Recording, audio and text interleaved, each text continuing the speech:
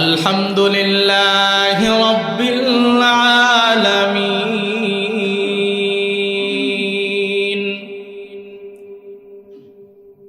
আমার বান্দারা, আলহামদু শব্দ লিখতে ৮টা হরফ। আমার বান্দা আমার উপরে সন্তুষ্ট হইয়া এই ৮ হরফের আলহামদু শব্দটা জবান দ্বারা উচ্চারণ করতে দেরি করবে, আমি আল্লাহ তাআলা আমার এই পাগল বান্দার জন্য জান্নাতের ৮টা দরজা খুলতে দেরি করতে। আর যেটা দিয়ে ঢুকতে মনে চাই এটা দিয়ে ঢুকবে। তুমি সারাদিন ধোঁকা দিবা, সারাদিন সে গুনাহ করবে, শেষ মুহূর্তে আইসা চোখের 2টা পানি ছাইড়া দেয়া আমার পা 2টা জড়ায় ধরে বলবে, আল্লাহ আমি অপরাধ করেছি, নিজের উপরে জুলুম করেছি, অন্যায় করেছি, অবিচার করেছি, আমি জিনা করেছি, আল্লাহ আমাকে মাফ করে দেন।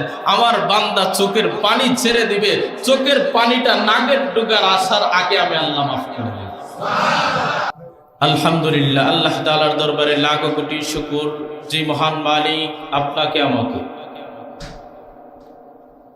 দুনিয়ার হাজারো গুনাহের কাছ থেকে ফারেক করে, অত্যন্ত মেহেরবানি করে, দয়া করে আল্লাহ তাআলার ঘরে, আল্লাহ তাআলার কুদরতি পায়ে সিজদা করার লক্ষ্যে আপনাকে আমাকে কবুল ও মঞ্জুর করেছেন। এই জন্য দিল থেকে সবাই মিলে উচ্চস্বরে জোরে আওয়াজ করে শুকরিয়া আদায় করি, বলি আলহামদুলিল্লাহ, বলি রব্বানা লাকাল হামদ হামদান কাসীরা তাইয়িবান মুবারাকান ফীহি রব্বানা লাকাল হামদু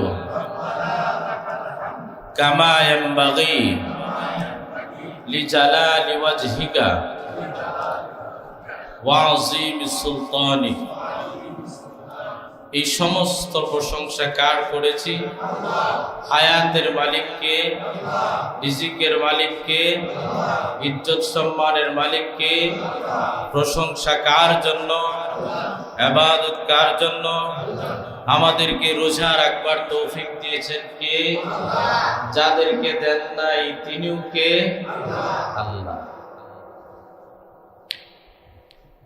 আলহামদুলিল্লাহ, আজকে দেখতে দেখতে মাহে রমজানের 3 ভাগের প্রথম ভাগ যেটা, সেটা আজকে 9ম দিন চলতেছে। আমরা যদি হিসাবে ধরি তাহলে রহমতের 10 দিনের ভিতরে শুক্রবার পেয়েছিলাম আমরা 2টা, আর বাকি মাগফিরাত এবং নাজাতের শুক্রবার একটা একটা পাবো।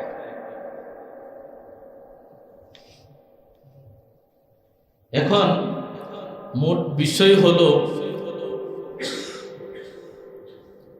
আল্লাহ তাআলার হুকুম যে আল্লাহ তাআলা আমাদের উপর ফরজ করে দিয়েছে, সেটা আমরা কতটুকু মানতে পারছি সেটা হলো বুঝবার বিষয়। তার কারণ কালকে তারাবির নামাজে একটা কথা বলেছিলাম, সেটা হলো যে মনে হয় রমজান মাস আসছে যে আর যায় না, অনেক দিন হয়ে আসছে, তাই না? বিষয়টা এমন।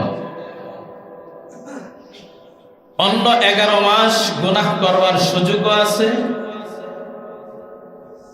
নেক আমল করারও সুযোগ আছে, কিন্তু আল্লাহ পাক রব্বুল আলামিন অত্যন্ত মেহেরবানি করে, দয়া করে নেককার মুমিন ইমানদার মুসলমানদের জন্য আল্লাহ তাআলা অফার, বিশেষ মূল্যবান সার হিসাবে আল্লাহ তাআলা মাহে রমজানের একটা মাস দিয়েছেন। বান্দা সারা বছর যা কিছু করো না নাই করো, কিন্তু মাহে রমজানে আমি রবের দরবারে আইসা হাজিরা দিতে দেরি করবা, আমি আল্লাহ তাআলা তোমার জিন্দেগীর সমস্ত গুনাহ মাফ করতে দেরি করব।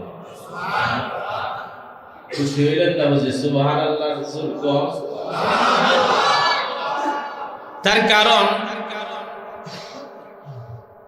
আল্লাহ পাক রব্বুল আলামিন যখন জান্নাত বানাইছেন, জান্নাত কয়টা?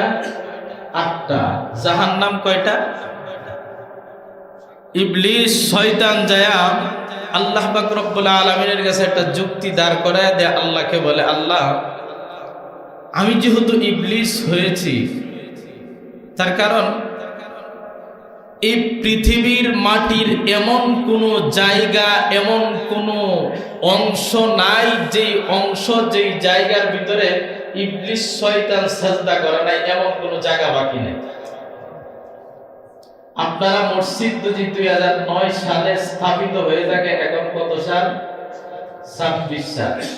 এই 11 বছর ধরে এই মসজিদে নামাজ পড়েন এমন মুসল্লি আছেন না? আছেন তো? কোনতো এই 100 আয়াতনের এই মসজিদের সব জায়গায় আপনার সাজদা পড়ছে বলতে পারবেন? কথা বলেন, বলতে পারবেন? কিন্তু ইবলিস পুরা পৃথিবীর এমন কোন অংশ, এমন কোন জায়গা নাই যেখানে কি নাই, তার সাজদার চিহ্ন নাই। তার মানে ইবলিস ইবাদত বুঝি কম করছিল? হ্যাঁ, বেশি করছিল। কিন্তু ওইটা আমার মূল বলার মাকসাদ না। কিন্তু এত কিছু পড়ার পরে দিয়েও সে যেহেতু প্রস্পষ্ট হয়ে গেছে শুধুমাত্র অহংকার আর দাম্ভিকতার কারণে, সে ইবলিস শয়তান নাম হয়ে গেছে। সে বলে, আল্লাহ যেহেতু আমি এই রাস্তা থেকে প্রস্পষ্ট হয়ে গেছি, আপনার বান্দাদেরকেও আমি যেই রাস্তায় তারা চলবে, আপনার বান্দা কোন রাস্তায় চলবে, ইহদিনাস সিরাতাল মুস্তাকিমের রাস্তায় চলবে, আমি ওই রাস্তায় বৈশা থেকে ধোঁকা দিব। অনেক মানুষ নামাজের নিয়ত করে মসজিদ পর্যন্ত আসতে পারে না, রাস্তাতে বিপদের একটা ঘুরিয়া জায়গা আছে না নাই?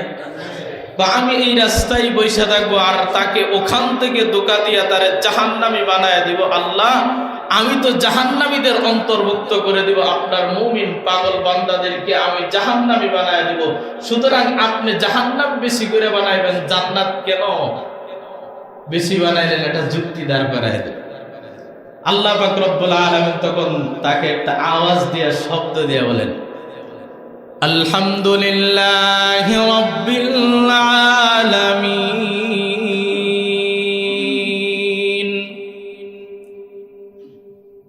আমার বান্দারা, আলহামদু শব্দ লিখতে 8টা হরফ। আমার বান্দা আমার উপরে সন্তুষ্ট হইয়া এই 8 হরফের আলহামদু শব্দটা জবান দ্বারা উচ্চারণ করতে দেরি করবে, আমি আল্লাহ তাআলা আমার এই পাগল বান্দার জন্য জান্নাতের 8টা দরজা খুলতে দেরি করতে।